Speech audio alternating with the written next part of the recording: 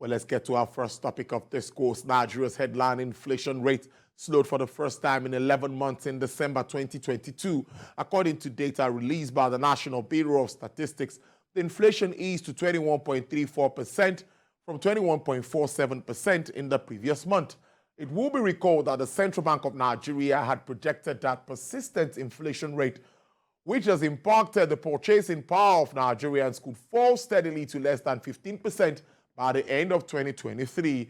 But can we really keep those figures less than 15% by the end of 2023 as projected by the governor of the Apex Bank, Mr. Godwin Emefiele? Well, let's get talking as well as identify some of the factors responsible for this decline. My guest is an economist and investment strategist, Mr. Ayorinde Akinloye. Thank you so much, Mr. Akinloye. It's good to see you.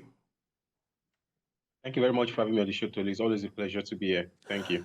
Yes, before I ask what you were expecting, or that will be a part of my question, I would also follow up with some say Nigeria has a combination of cost push and, of course, kind of cost push inflation. What do you think? And demand pull, cost and demand pull inflation. What do you think was responsible for that decline, and do you think that is what we face as a country? Okay, so I think that's a two-in-one. So I think I'll just speak the first question, which is around the drivers of the decline we saw in inflation for December, and then I would answer the other parts on cost push and demand pull separately. So first, in terms of the drivers, so clearly in terms of when you break down the numbers, you look at it from a month-on-month basis. If the inflation rate actually increased on a month-on-month basis. So in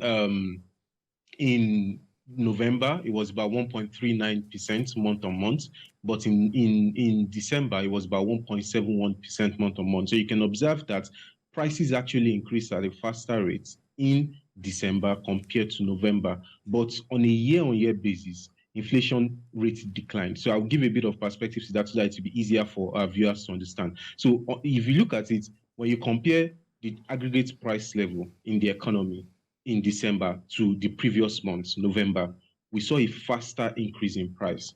But when you compare December 2022 to December 2021, the rate of increase in price actually moderated, and that's what we typically would call base effect. As as economists, we say is due to the high base effect from the previous year, and this is what base effect means. So, for example, if price of a commodity increases from 50 naira to 100 naira, we would say the rate of increase in the price of that commodity is 100%. Now, if that same commodity should increase by another 50 naira, from 50 to 100, now from 100 to 150. The rate of increase in that commodity now would be 50%. So the price of the commodity is still increasing. It's just that the rate of increase is reducing when you look at it from a percentage point. And the reason why it's reducing is because you have a higher base that you're comparing to. Before, you were comparing 100 to 50, but now you're comparing 150 to 100. So that's what we call the base effect. So basically, that's what caused inflation to decline in December. It was basically that base effect. The fact that if you look back in 2021, we're also complaining about high inflation rate. Inflation was about 15.6% in November, December period. So the level of inflation was already very high in the economy before. So if prices continue to increase, the rate of increase at some point will moderate because you're already coming from a very high level of inflation before. So that's why we saw inflation actually moderate, which gives us a bit of concern. I'm sure we'll discuss our outlook for inflation later on, but it gives us a bit of concern that we are not seeing an actual sort of decline in the rate of price increases. What we are seeing is basically a mathematically driven decline in inflation. And when you now drew further to the different components of inflation, we could see primarily that there was a lot of pressure came from food inflation. And again, the reasons are not far-fetched. Typically in December, you'd have higher demand for food because, and consumers are sort of less price sensitive in December because it's the festive period. People who have not, sometimes people have special meals. That's even talking about the mass market and the lower end of the population in terms of wealth, right? People that probably don't eat certain types of meals all through January to November would probably eat those kind of meals in December because they have been saving up for that. They want to buy chicken, they want to buy special meals in December. And in that kind of period, they are not so price sensitive. So suppliers take advantage of that to increase prices. So that was one key part of the driver of food inflation in December. But another second part that is important not to forget is, if you recall, a couple of months back, we had severe flooding across a lot of states, key food producing states in the north, in the middle belt, and down to the south region. We had severe flooding across these states, and this affected a lot of harvest. If you recall, the flooding happened around the period where we were supposed to be at the peak harvest period. So that has put a dent on supply of food in December, and we will likely see this become more amplified. Like I said earlier, we'll talk about our outlook, but we will likely see this even get amplified later in 2023 as we go through the planting seasons. But basically, that sums up the drivers. It was mainly a mathematical effect, not necessarily an underlying decline. Now, to the aspect of cost push and demand pull inflation. Currently in Nigeria, we're suffering from a bit of both, and I mean not to say a bit of both. We are suffering from both actually. Like both actually have quite significant role to play. High level of inflation we have today, and you can explain it this way. Demand pull inflation, basically, we're talking about there's so much money in circulation chasing few goods, right? But the question we might want to ask is, where is this so much money in circulation? Because we are complaining about more and more people slipping into poverty. So where is this so much money coming from that it's causing demand pull inflation? It's basically a case of, when you break down the money supply within the economy and you try to look at where the growth in money supply is coming from, it's basically money supply to to public institutions, to the government. And that is where the ways and means come in, the rate at which CBN has been lending to the government. So we've seen a significant increase in CBN's lending to public institutions, particularly the government. And as a result of that, that has created pressure, number one, in terms of demand for FX, because when these funds, when the CBN continues to, over lend, or sort of when the government overborrows from the CBN, you have a situation whereby the government, there is no underlying economic activity backing up the monies being made available to the government. By the time you look at the fact that this year alone, the federal government has borrowed roughly about 3 trillion or 4 trillion from the CBN this year, without any actual economic activity backing that up. You're pumping excess money into circulation, whereas on the other side, there is no consequent economic activity that is backing up that supply. That's really where the key source of demand pull inflation is coming from, because money supply is growing at an accelerating rate. But when you compare it to the growth in GDP, that is the measure of growth in economic activities, the growth is not commensurate. You're having double-digit growth in money supply while GDP is growing at low single digits. So that's where there is that mismatch, and that's what is driving demand pull inflation. For cost push inflation, basically, we know that there are lots of structural deficiencies within the Nigerian economy today. When we talk in the food inflation I was talking about earlier on, we have the issue of flooding that has happened. We've had issues around legacy inhibitions to food supply in Nigeria. We have the current fuel scarcity that we are facing, and as a result of that, we are seeing a thriving black market, and as a result of that, price of energy products are increasing significantly. We are seeing price of goods and services overall just increasing generally. Why? Because there are lots of those structural inefficiencies within the Nigerian economy, and that's where you have the cost push effect of inflation. And we believe that two of them can be controlled if the proper policies are put in place. Beautiful stuff there, as usual, from you, Akin. Ayorinde, I beg your pardon. Now, let's talk about the impact of energy costs. We know what is happening with fuel in the country, or do we still have to wait for some time before we continue to see the impact of this on our inflation figures? Diesel is selling for almost 1,000 naira, 900 naira in some cases, like manufacturers will tell you. And also, at the moment, PMS even in Lagos is selling for almost 400 naira in some cases. So what impact do you think this will have moving forward now with our expected inflation figures?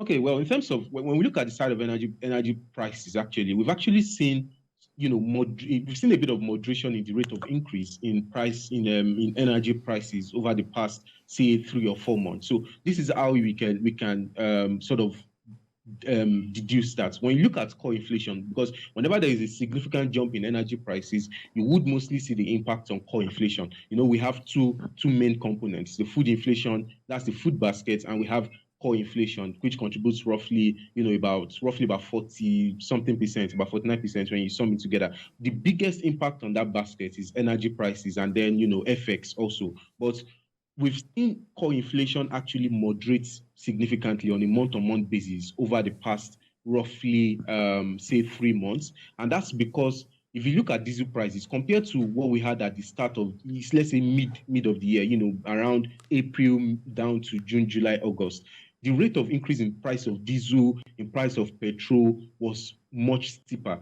The rate of increase in price of electricity, the rate of increase in price gas, that's cooking gas, was much steeper at the start of at the start of 2022, say, Q2, Q3 2022. But towards the end of the year, we've actually seen some sort of, not necessarily a decline in the price of these commodities, but we've seen more stability on prices of those commodities. However, the question now is, going forward, do we think this stability is sustainable? Looking at the recent pressures that we have seen, particularly when you talk about price of PMS, we don't think that this stability we are seeing currently is something that is sustainable. We think that at some point in time, in order to alleviate the current bottlenecks that we are seeing in terms of supply, which has led to the unabating fuel queues that we are seeing all across major cities in Nigeria, there would be a need to review the official pump price of petrol higher at some point over the next few weeks or months, at the latest months. Yes, the federal government has said they are going to move fuel subsidy officially from 1st of June.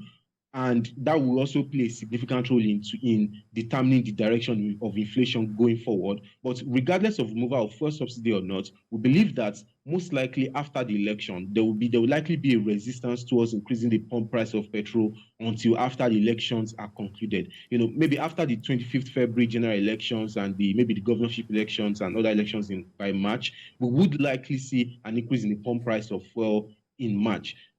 But what that means is we are still likely going to see these fuel queues continue for an extended period of time, because there will be that reluctance not to increase the price yet until elections are concluded. Now, when we now see the increase in price, we would begin to feel more impact on core inflation, say in March, April, when we begin to review inflation figures for those months. We would begin to see the impact of higher energy prices again in those months. Thanks so much for that, because I know that will definitely happen one way or the other. Monetary policy tightening to curtail inflationary pressure seems not to be working in this part of the world. What do you think? The central bank has continuously done that, I think, for like the last 3 meetings. And many are saying the coming meeting, I think sometime next week, they might also go that route. What do you think? What will be running through the mind of those that will sit around that table to take this decision, talking about the coming MPC meeting? What do you think they will be really looking at? Well, unfortunately, I mean, we've discussed this several times on this platform, that the approach towards monetary policy tightening, yes, it's from a state of economic normalcy.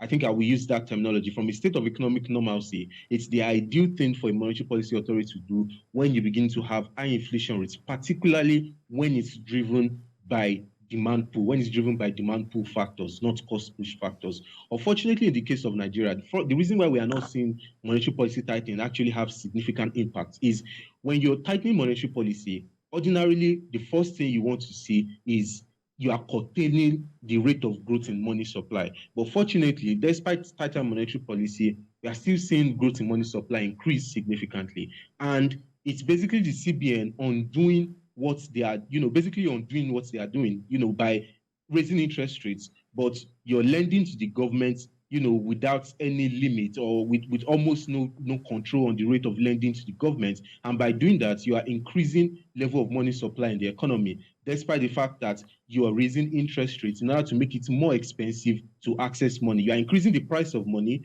to the overall economy, for corporates, for individuals, but you're making another agent of the economy have access, almost unlimited access to money supply. So this agent of the economy is still within the economic system. So the CBN has basically been undoing the interest rate hikes they've been implementing by overlending to the government. That's one. Two is, compared to other economies like the US and other European economies, where they are a credit-based economy. A lot of consumption that consumers do in the US and most of the advanced European economies, they are usually credit-based. People take mortgage, use credit cards to go for their shopping and and things like that. There's a lot of reliance on credit for consumption. In Nigeria, that is not the case.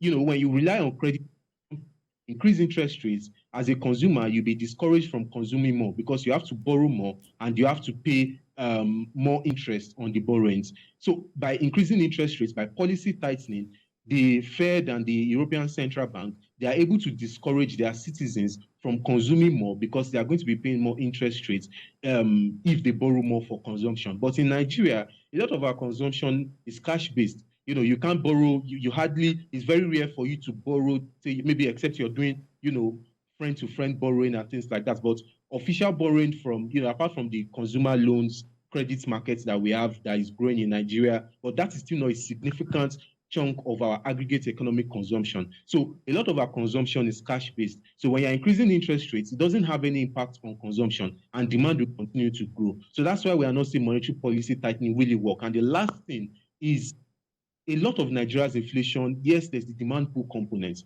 but the truth is a lot of our inflation is cost push driven. We've talked about food prices. We've talked about the fact that our exchange rate continues to depreciate, monthly, weekly. We see what is happening in the parallel markets. So the cost of importing items, either importing raw materials, importing finished goods, the cost of importing these items become more and more expensive. So all these things contribute to high prices of goods and services. And as a result of that, we are not seeing the impact of CBN's monetary policy tightening, from the self-sabotaging by overlending to the government, to the fact that our economy is not a credit-based economy, and then to the fact that a larger portion of our inflation rate is actually driven by cost push factors. Those are the key reasons why you can say that monetary policy tightening is actually not working for the Nigerian economy. It's an interesting one with you, as usual. I've been speaking to Mr. Ayorinde Akinloye. He's an economic and investment strategist. Thank you so much for your time on the show. And like I said off camera, I wish you a profitable 2023. Thank you very much for having me. It's always a pleasure.